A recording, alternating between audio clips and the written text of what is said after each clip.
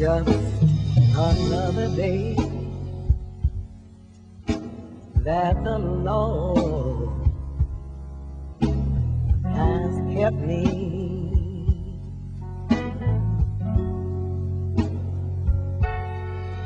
Just another day that the Lord has kept me.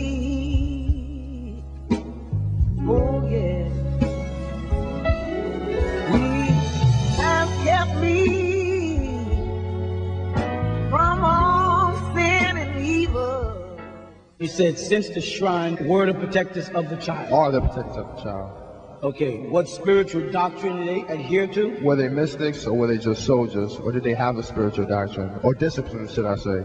Some of the original Shriners belonged to what they referred to as the Khalwati order of the Mutasawwaf or Sufis. And they were from the Masjid al-Ali, which in English becomes the Temple of Ali. And that was in Sharq al-Awsat or Saudi Arabia. Years ago, the family of the Prophet Muhammad called Ahl al-Bayt. So they had a mystical order of Sufis. Now, when you go back to the Torah or the Old Testament, you find out that these men are referred to as the Essenes. When you go back to Persia, amongst the Farsiya, or they become known as the Magus or the Magi. So they always did have a secret doctrine. And their secret doctrine you find in the books of Job. You'll find in the books of Job 9, especially because they're talking about the constellations of the stars. And they use 4 major stars there. They use the Orion star constellation called Kisil. They use Arcturus, Pleiades, and then they use Mezarus. And the word Mezarus translates as the 12 signs of the zodiac. You follow? So the original travelers across the desert would use the stars as our guide to lead us from oasis to oasis, to town, to village to village. And so they did have a doctrine. That doctrine has been borrowed by the Greeks and Latin and watered down, became known as astrology and zodiac today. But they did have a doctrine, the Magus. In fact, Jesus' son, Simeon Bar Jesus, as meant found in Acts, he was also a part of the order. And they called him a Magus if you read the books of Acts, right? Because he belonged to the brotherhood. When Miriam or Mary was about to deliver, she had 3 men. Each of those men were leading a company of 15 men when you do research into Egypt. You get the story from the Coptic church, because the brother of Jesus called James, his real name was Yaqub, took the real teachings of Jesus into Egypt and back to the village where Mary was when he was a child, amongst the Hendendawa or the Biga people. When you go back and study that, you find things that they didn't record, or that the Nicaeans or those councilmen of Nicene took out of the Bible, took out certain books. And that's why if you look at the Catholic Bible and then look at the King James Version of the Bible, you'll find the King James Version only has 66 books and the Catholic Bible has 72 books. And this is it today, because the Catholic Bible was the original Bible, because the Roman Catholics, because Constantine was the first Roman to convert to Christianity. And the Bibles that people are holding today, like we use, the King James Version was taken from the Tinsdale Version, which was taken from the Wycliffe Version, which was done in German before it was even brought to English.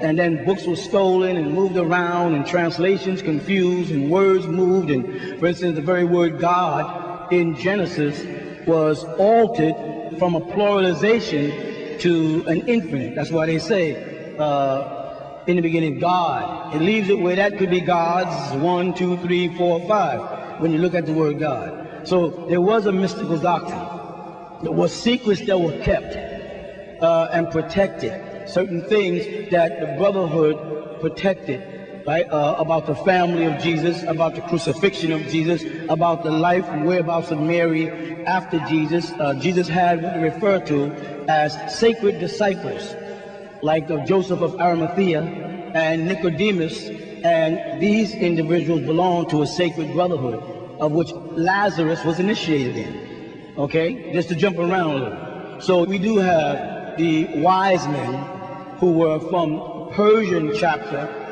that came over to see the child that was born, actually to protect him. If you really read the Bible close, had not the wise men got there and told Joseph and Mary what to do, then Jesus might have died before he got baptized and received the power of God. Because the reality is that if Jesus had to leave Jerusalem and go to Egypt because Herod wanted to kill him, then the reality is he could die then.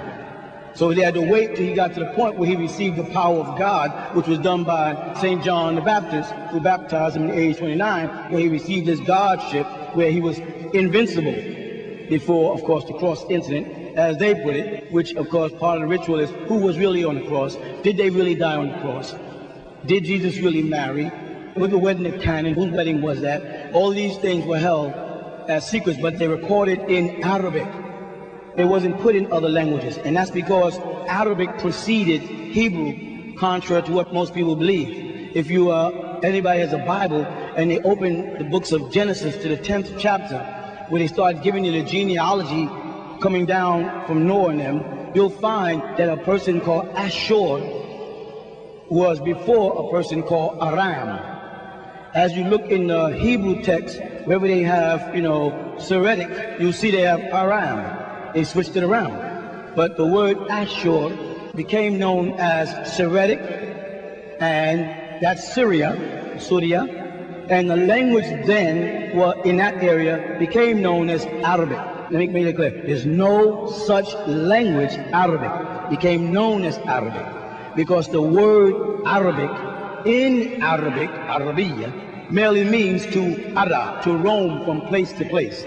And when Ibrahim, or in Hebrew, Abraham, right, left Ur of Chaldea to cross the Tigris Euphrates to go over to the Phoenicians, where they called him Ivri, or Hebrew, right, he was speaking Syriac. And they'll tell you Lebanon was Assyrian, and that was Abraham's Nahar, Abraham's father's brother, Tyrannim, was in Syria. Chaldea was considered Syrians. I don't want to lose you now.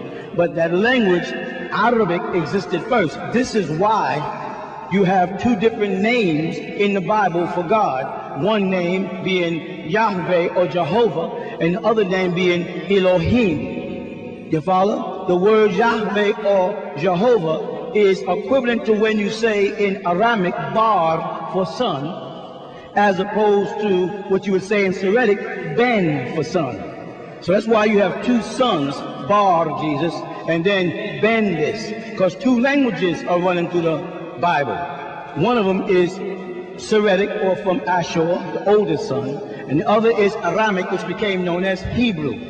Yahweh or Jehovah is a Hebrew name, but the word Elohim is the plural for Elo or Ilah or Allah, which is ancient Ashuric or an Arabic name. You follow that? Jesus spoke Arabic, and that's why Jesus in the New Testament didn't call on Yahweh. He said Eli. He used the word Ilah. Eli, Eli, lama sabachthani. My God, why have thou forsaken me? Because Jesus was a Nazarite, and he lived in Galilee.